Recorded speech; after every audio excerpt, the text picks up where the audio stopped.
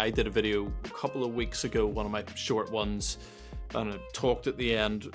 So it was really about the law of God and the importance of the law of God. Sometimes we think it's just the gospel, but the law of God is important. Like, it's also in the Bible and what God says you should do and should not do to one another.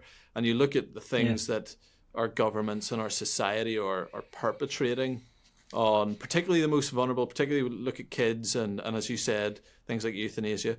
The law of God condemns that like 100%, and there's that rule is important, that prophetic rule, and sometimes I think we do shy away from that second bit. I think you'll get, in most contexts, I think if you said the first bit, we want to proclaim the gospel and the Orthodox faith, most people will go amen, but they'll leave it there. It's like we can keep that vague. Come to Jesus and he'll fix your hurt and your brokenness and forgive you. I think which amen, like Jesus forgives us of our sin, right?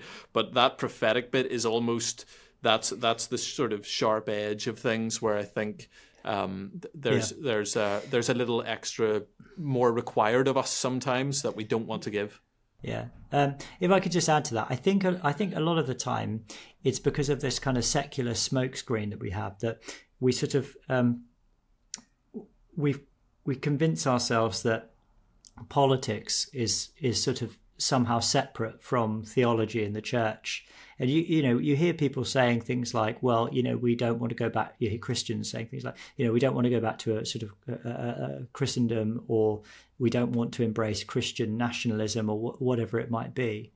But to me, these things don't really make very much sense, because if we are truly Christians and we believe that the way God tells us to live is good for us, then why would we not want to see these things reflected in our laws? Why would we not want to implement them in our society? Out of this kind of mistaken idea that politics is, neutral, which is just clearly not true, or that, we don't want to offend people or something like that. But, we could, obviously you could look at instances where the Christian gospel has genuinely ameliorated evils in society. Slavery is obvious. Even the civil rights movement, you could say that the Christianity was really at the heart of that in an absolutely central way. So why would we shy away from that now and say, well, we can have an influence or some influence in society, but it's kind of we don't want to have a Christian society. I just find that so bizarre.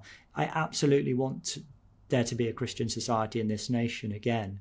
What we will see is the consequences of a post-Christian nation. We're already seeing it, and it's disaster. As we depart from the inheritance, the ameliorating and leavening inheritance and influence of Christianity. As we depart from that, we'll see what happens. And this idea that we don't want a Christian nation, just find it absolutely bizarre, to be honest with you.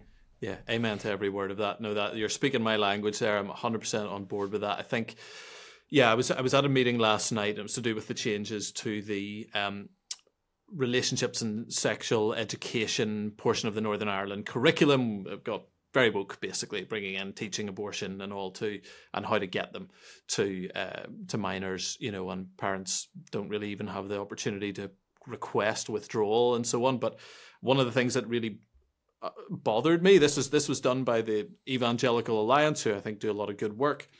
But they said, well, we live in a pluralistic society and we kind of have to accept that. And I don't accept that. I don't accept that one bit. We are historically a Christian society. We have been for a millennium, you could say more. We have, at least in Northern Ireland, we still have pretty high church attendance, a lot more than we have woke people. We have people going to church.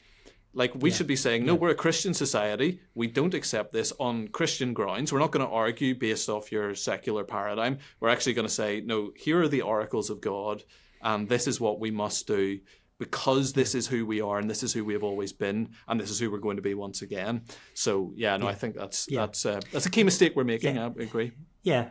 Well, I mean, the whole notion of a pluralist society is just, it depends what you mean by that. But in that context, that's just clearly not true, isn't it? I mean, what they're doing is they're promoting their particular worldview, and they're legislating for that. That's not pluralism. It's, you can't have pluralism when you legislate for things. You have to go for a particular view, what you think is right based on your worldview, whether that's Christian or woke or Islamic or whatever it is. You have to legislate in favor of something. Yeah. And if it's not Christianity, it's going to be something else. Yeah.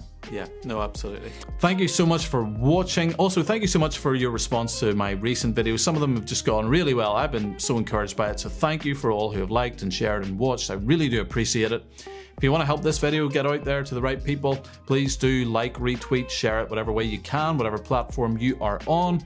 You can support the channel as per usual through wearecontramundum.com. You can get some merch, or you can go to Patreon or PayPal and support us there.